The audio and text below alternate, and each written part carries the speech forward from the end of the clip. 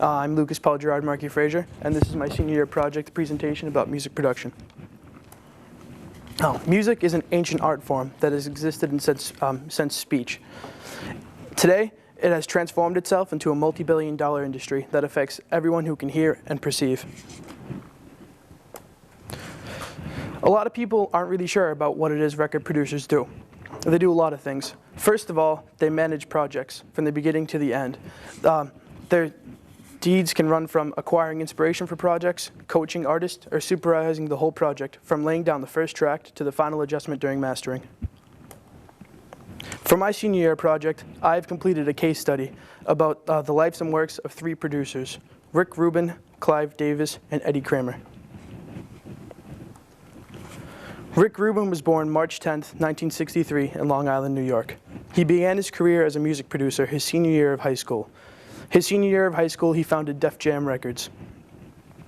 Throughout his career, he has produced and developed bands such as System of a Down, Slayer, and AC/DC, in addition to many others.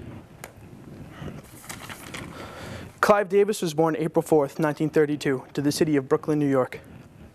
After graduating from law school, Clive Davis began producing artists. The first artists he produced were the newest at the time in folk and rock and roll. Eddie Kramer was born in 1942 to the town of Cape Town, South Africa.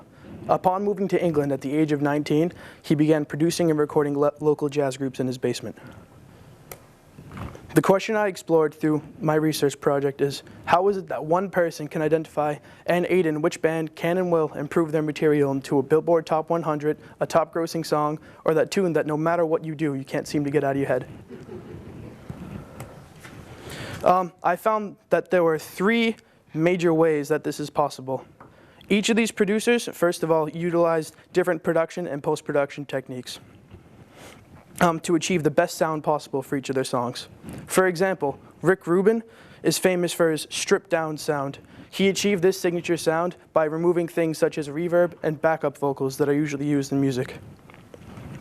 All these producers also have very, very high social statuses. After their first couple of hit bands, it's known that they're a very successful producer. Any band that they could sign after their first few hits is almost guaranteed for success. A study by Columbia University explored the connection between social status and the success of a band. Over 14,000 people were asked to listen to 48 unknown songs by 48 unknown artists, and then rate them. There was a clear distinction between the popular and the not popular songs. The trend expressed by this study is that once a song was rated highly by a few people, the rest would follow. A music producer can be seen as the first few people that acknowledge and approve of a song. The rest will follow because a producer has more musical expertise. All these producers have very extensive musical backgrounds. Their knowledge of music belittles knowledge of comparable music professors. This gives them the ability to listen to and identify the aspects that make songs popular. For example, a simple catchy melody or a good hook. For my field work, I recorded an EP. Luckily, my sister was away at college, so I had plenty of free space to do this. The mixer I used in this picture, very, very old. I ran into a couple difficulties, but nothing major.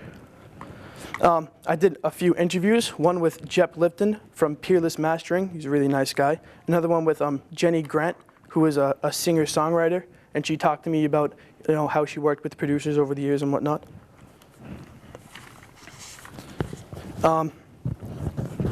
Sorry. This is the first song that I've produced on my album. It still needs a little work in terms of post-production and editing, but here it is.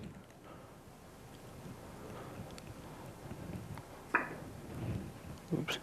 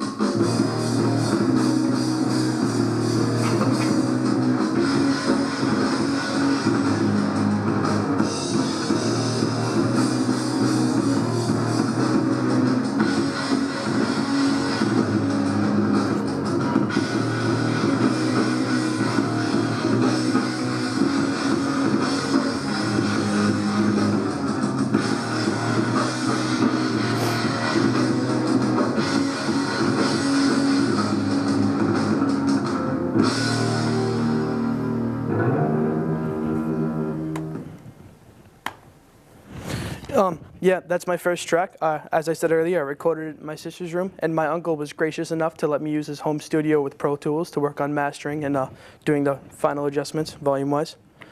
I'd like to thank Mr. Canosi, Ms. Kennedy, and Mr. Etienne for just giving me the opportunity to do senior year project and whatnot, and thank you for your time.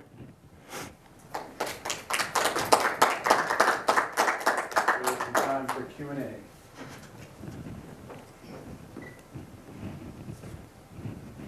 Yes. Clearly, some producers are better than others. I'm curious, when you sort of saw yourself in their producer's role when you were creating your own piece, how did you go about evaluating the piece that you were doing? Well, really, I got the best I could get my hands on from one of my friends and just listen to it over and over again, finding where it peaks, where it's too low, like where, pretty much in my research with all the producers, it came down to the question of how can I make this sound the best that it can sound, and that's what I strive for throughout my work. How long did it take you to put that production together? Oh, that particular song, I'm playing all 3 instruments that are performed on it, so it didn't take as long as opposed to tracks where it would be me and other people, you know, just because all that stuff.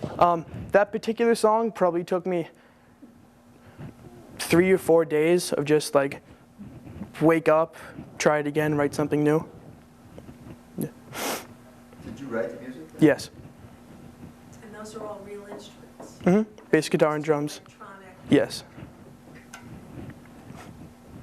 Will the rest of your album be solo piece, or will you have other performers on it? I intend on this being the only solo track on my album. I hope, I really love playing with other people. A lot of my good friends are amazing musicians, so I hope, no, as of right now, the 2 other tracks, yeah, we'll have a bunch of other people besides myself.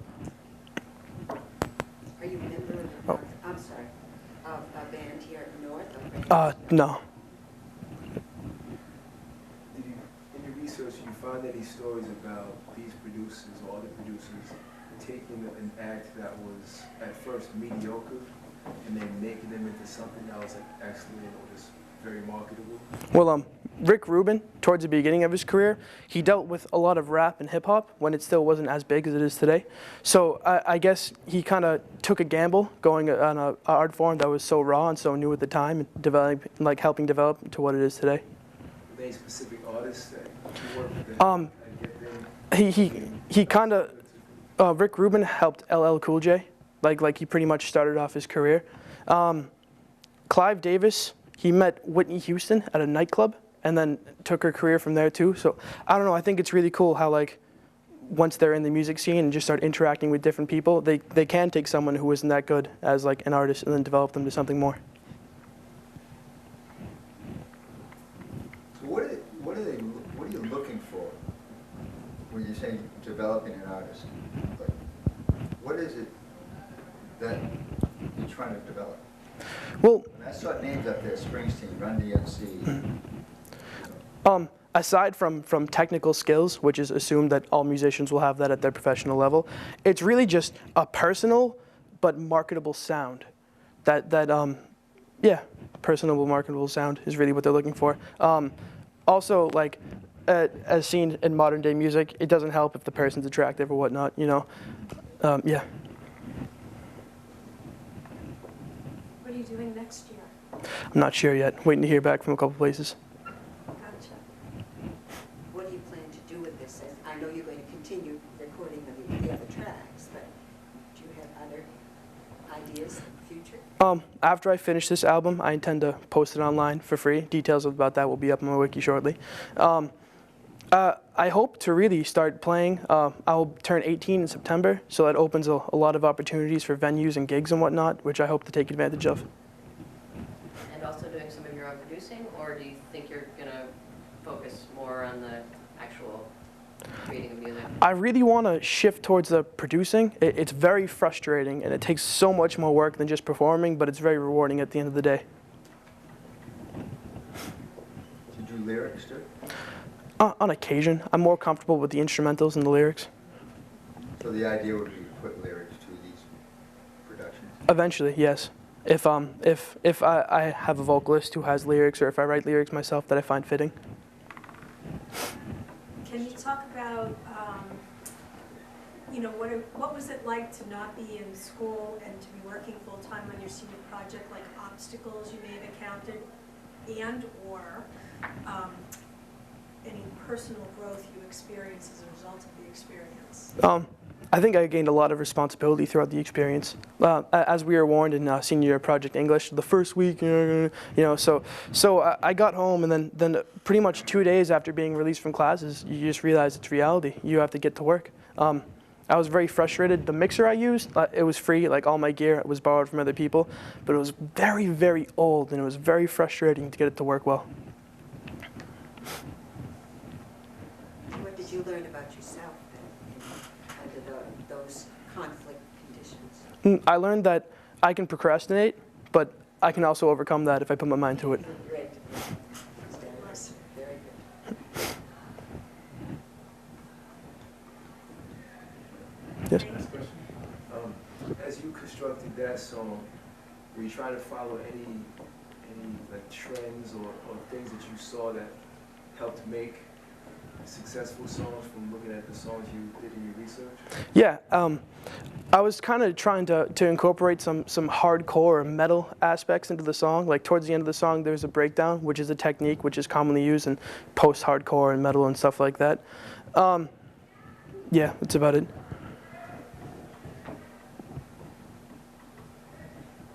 Thank you. Nice job. Thank you. Thank you for your time.